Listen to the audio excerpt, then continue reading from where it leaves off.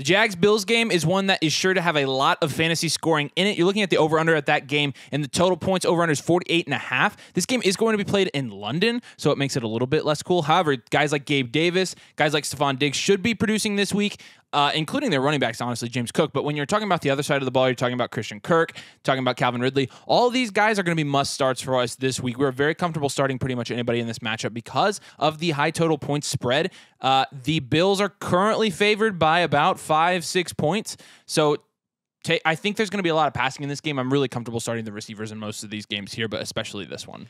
Yeah, for sure. And I think ETN will have a nice bounce back week as well after struggling against the Falcons in London last week as well. Did you realize that the Jags, I don't know how this happened for the schedule, but the Jags have now had 2 straight London games. I don't know how that's fair. I don't know how that's possible. I'm mad for them. But anyways, with ETN, I mean, when you're looking at what the running backs did, what Devon Achane did specifically against Buffalo last week, I think ETN will be a good start against that defense because overall they are pretty good, and they're probably going to try to keep the big playability that the Jags do have with those weapons kind of out of play. So definitely excited to see how that matchup ends up going, though. The next game we're going to have here is Philadelphia at the LA Rams. And I know at face value, everyone's like, oh, Philadelphia is going to blow the Rams out of the water because the Rams suck. But do they actually? Because I think all of us wrote out the Rams. We wrote off the Rams this offseason, and they're 2-2 now. And Cooper Kupp is coming back, supposedly healthy. You got Cooper Kupp and Puka Nacua now, where both of them could produce.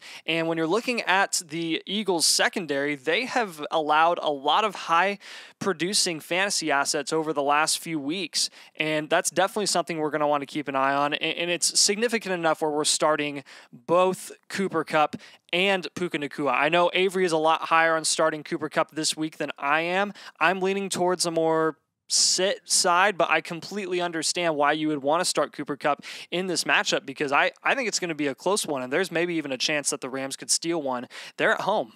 Yeah, and I think the over-under being at 50.5 points, it's going to be a high-scoring game.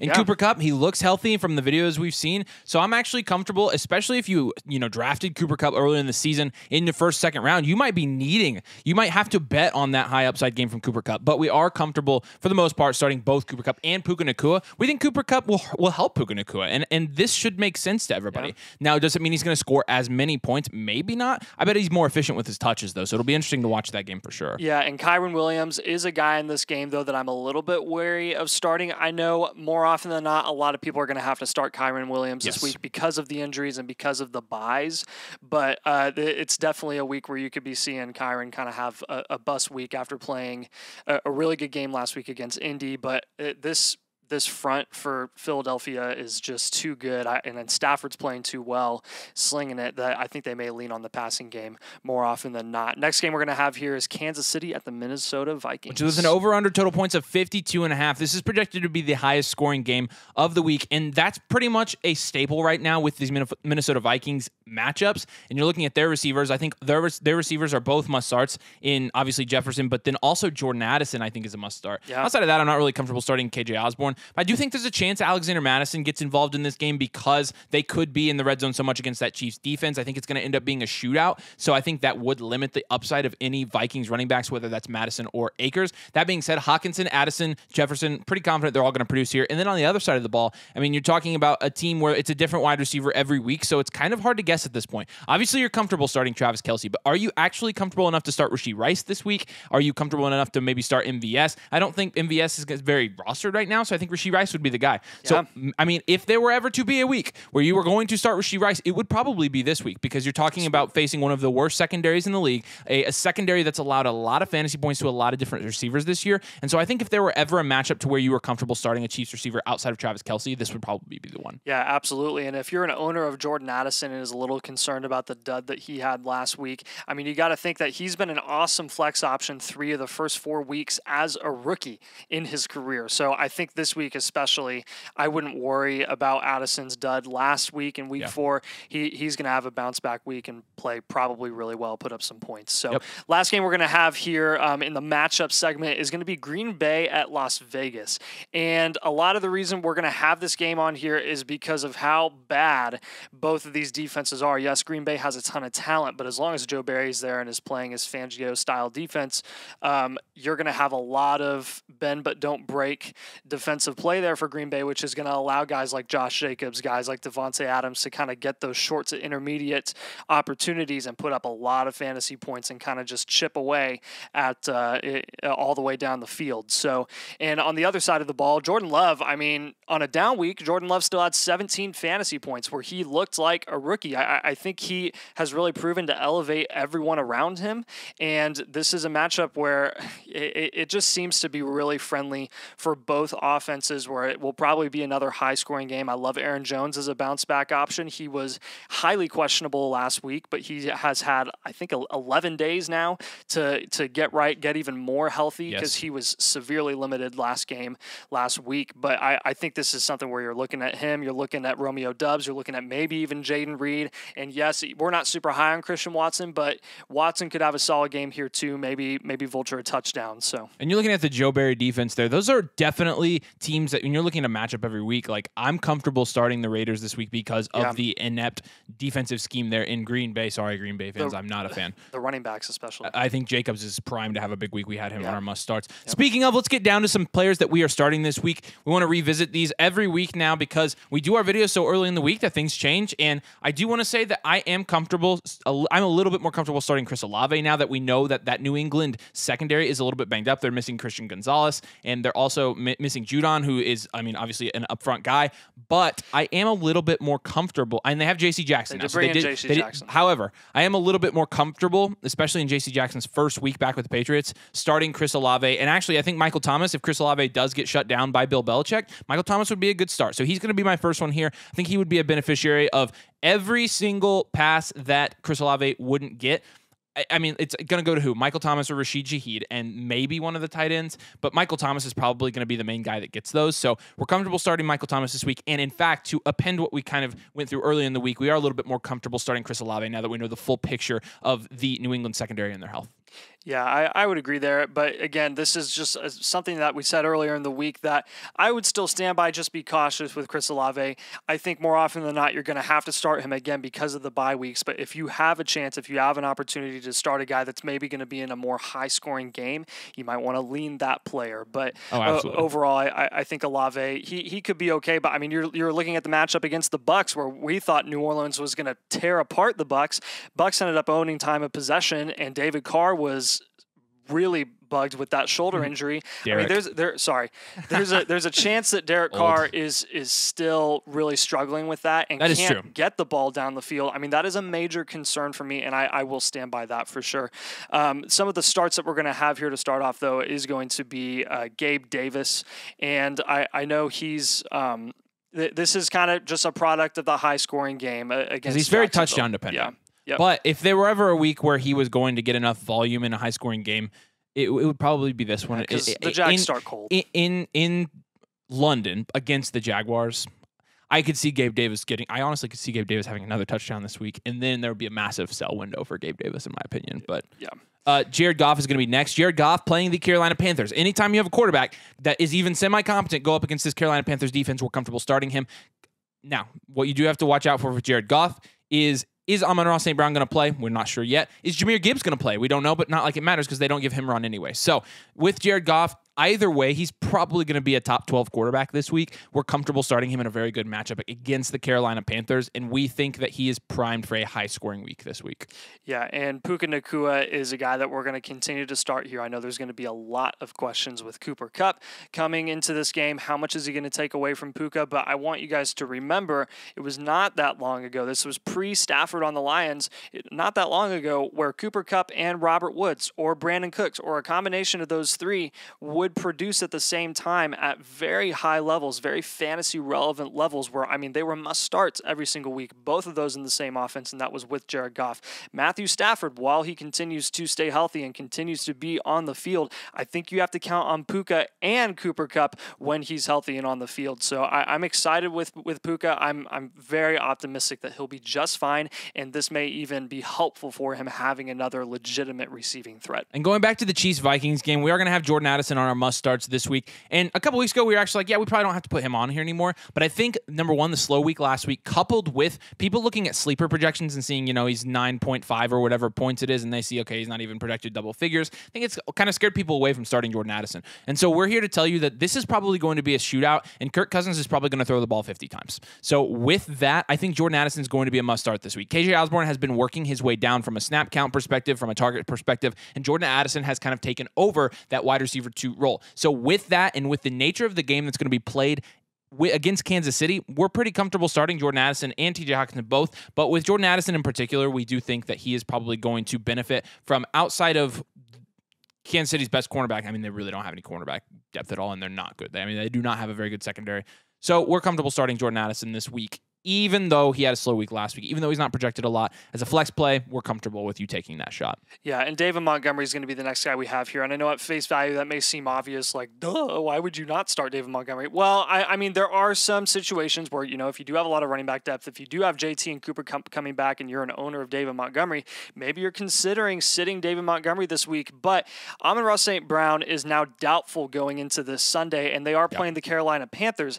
And when you saw the Panthers match up against Minnesota, they forced a lot of turnovers, and they kind of held their own against a very high-powered, pass-heavy offense. And Alexander Mattison actually had a decent game, along with Cam Akers showing out a little bit there too. I think the Lions may lean on the run game more than they usually do, because this is going to be Jameson Williams' first game back. We don't know what he's going to look like. Maybe they take some shots downfield with him, but I'm pretty uncertain about that, honestly. I would say the Lions try to control this game, control time of possession, don't give Bryce Young the opportunity to get hot, and just kind of cruise through this game with David Montgomery.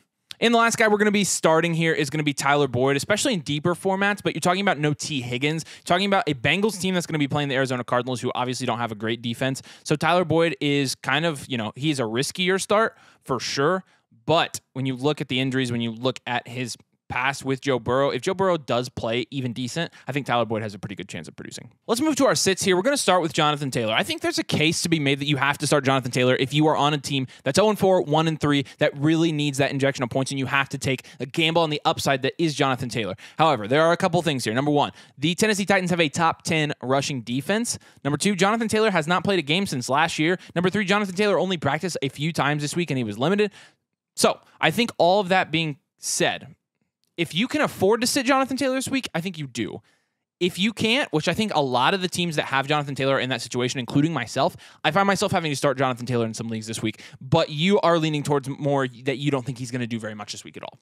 No, I just have a feeling. I mean, like you said, the run defense for Tennessee is significantly better than their pass defense. If the Colts want to win this game, they're going to have to do it through the air, and they have capable assets to do that. Anthony Richardson can obviously push the ball downfield. They have Michael Pittman, Josh Downs, who have both been showing out over the last few weeks, and I think overall JT, I mean, like you said, he's questionable, but also Steichen could have him on a snap count. He could kind of ease him in while Zach Moss is already in the swing of things. Like, this could be a slow implementation back into the offense. I'm not confident in JT getting a ton, really at all. And like you said, if you have to start him, whatever, that's fine. Just don't be disappointed if/when he disappoints this week. Sure. So yeah. Christian Watson is going to be our next guy here. And yes, we had Green Bay at Las Vegas as one of our favorite fantasy-rich matchups this week. But Christian Watson, I think, is honestly the last guy that I'm looking at in Green Bay going into his second week that he's starting this year. It's going to be slow going for him. Jordan Love has built chemistry with Romeo Doubs and Jaden Reed and Aaron Jones already. And I think with Christian Watson, he may be the last option. Could I be wrong about that? Absolutely. But I think as fantasy owners, you guys that own Christian Watson are already a little bit wary of starting Watson this week as it is.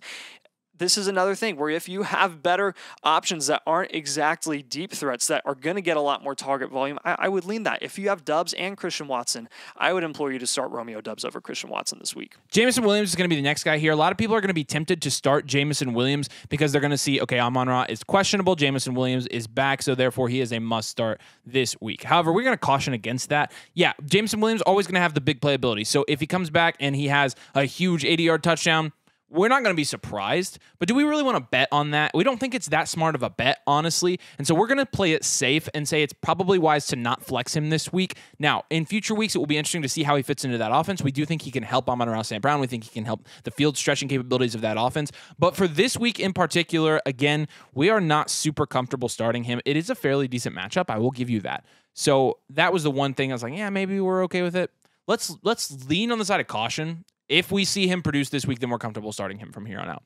Yeah, and the next guy we're going to have here is Dameon Pierce. And even though Dameon Pierce has started to show out a little bit, I think you still have to assume that C.J. Stroud and the Houston's offense is going to continue to lean on the passing game, especially this week. It just makes sense for them to throw the ball against the Atlanta Falcons. Some people have said that the Falcons match up really well against Houston, and part of the reason that's the case is because they have such a good run defense and they shut a lot of talented running backs down, see Travis Etienne.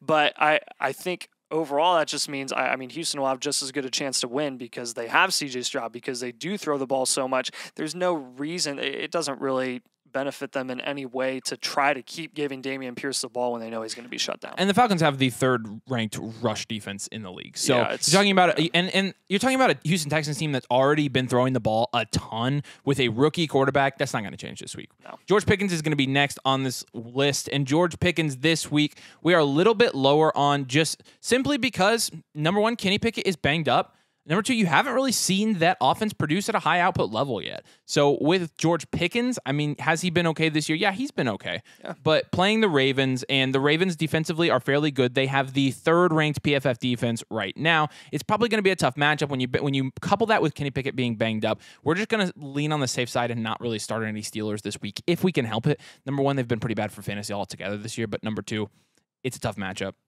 Kenny Pickett is hurt. So. Yeah, and if you drafted Dallas Goedert, assuming that he was going to be one of the top 6 producing tight ends, you are incredibly disappointed at this point. And I think overall this is just happening because the Eagles aren't really clicking on all cylinders offensively, and that's just the reality of losing your offensive coordinator and defensively, their defensive coordinator as well. It's going to take a while for the Eagles to get back into the swing of things, and I don't trust Goedert anymore week in and week out until he starts producing week in and week out. You have to have him on your bench. He's not droppable yet because that's just too much of a high-powered offense, but if you're able to and you can get another tight end off waivers that's producing right now, I would go ahead and do that if you can afford it.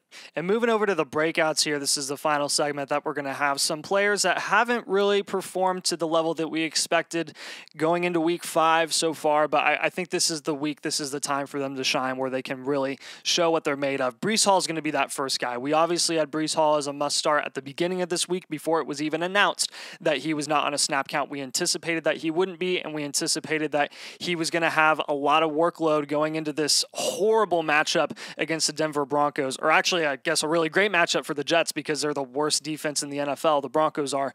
So I think Breece Hall is going to get his own this week and really take a lot of workload off of Zach Wilson as a passer. It's going to be a really good week. I'm excited to see how he does. We are also going to put Jaylen Waddle in this category. And with Jaylen Waddle, I can totally get why people are skeptical with this one because Jaylen Waddle, he's gotten targets of 5, 6, and 5 targets this year in his games. So we get it. He's not been very good.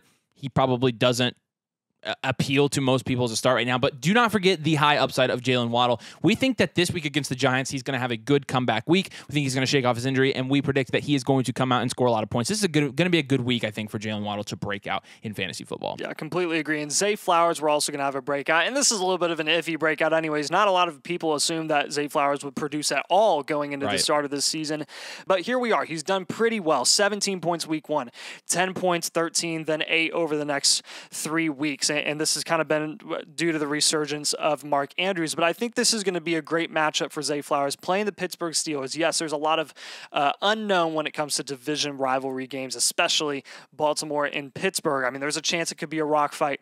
But overall, I think Zay Flowers is going to eat in this game where there's a ton of question marks surrounding the Steelers secondary. They have given up a ridiculous amount of volume and fantasy points overall. I mean, just see what they did and let CJ Stroud do with Nico Collins in week 4. Like, I think this is a really good matchup for Zay Flowers, and he could produce even more than he has so far. Next guy we're going to have here is DeAndre Hopkins. When you look at wide receivers against the Colts secondary this year and their fantasy production. You're going to talk about Puka Nacua at 31 points, Nico Collins at 27, Calvin Ridley at 24, Tank Dell at 20, Zay Jones at 16, Robert Woods at 13, Zay Flowers at 13. You get it? So people are like, oh, you have DeAndre Hopkins as a start? Yeah, we do. And not only that, there's no Treylon Burks this week as well. So he's going to have that, pretty much all to himself.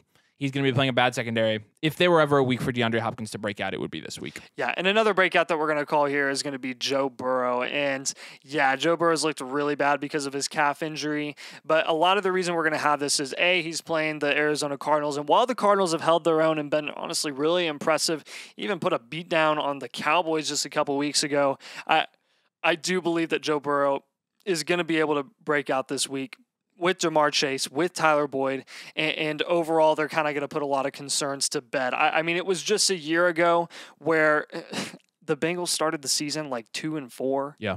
And they were being written off for the playoffs. They're being written off for the playoffs already now. But, when you're looking at the practice report this week and seeing some videos of Joe Burrow throwing it around, running around the field, he looks more mobile than he has all season during practice when he's gotten those reps and those opportunities. I'm optimistic about what the Bengals are going to do this week, really all around. Let's wrap this video up with some injury reports. Let's go through the list here. For the Jaguars, Zay Jones is questionable with a knee injury, but outside of that, the Jags are healthy, Bills are healthy. That's good to see as well. Talking about the Texans, John Mechie is going to be questionable as well, but outside of that, they're good to go. The Panthers look good to me. The Lions, so this is going to be an interesting game. So Amon-Ra St. Brown is doubtful with an abdomen injury, so you're going to have to adjust on that perspective as well. Jahmyr Gibbs is going to be questionable. Josh Reynolds is going to be questionable. Technically, they listed Jameson Williams as questionable too, so you're talking about maybe missing a lot of Lions weapons. So make sure you keep an eye on your Lions for that. Treylon Burks is going to be out for the Titans this week, and for the Colts, Jonathan Taylor is officially questionable. We're going to predict that he's going to play, but he is questionable on the injury report. For the Giants, Saquon. It'll be a game time decision. He's questionable. It'll be a game time decision. I don't know why I said it like that. That was weird. Never done that before. The Saints out. Jawan Johnson, so if you were still relying on him for some reason. Derek Carr is going to be questionable as well. The Patriots, Ramondre Stevenson is questionable, so we're going to have to keep an eye on that situation. For the Ravens, Justice Hill, also questionable. Odell Beckham Jr., questionable, so you're going to have to keep an eye on that. Pat Freiermuth is going to be out for the Steelers this week. We shouldn't have been starting Pat Freiermuth anyways. T. Higgins is questionable. I doubt T. Higgins plays, but we're going to see about that. That would be a big loss for fantasy teams for sure. For the Broncos, Javonte Williams is questionable as well. We'll see if he plays. He has a hip injury. And that'll wrap up the injuries for this week. So we'll keep an eye on those. We'll keep you updated. But do us a huge favor. Make sure you drop a like on the video. Make sure you subscribe to the channel. If you play fantasy football, we really appreciate it. Thank you guys so much for watching. Enjoy week 5. We will see you later.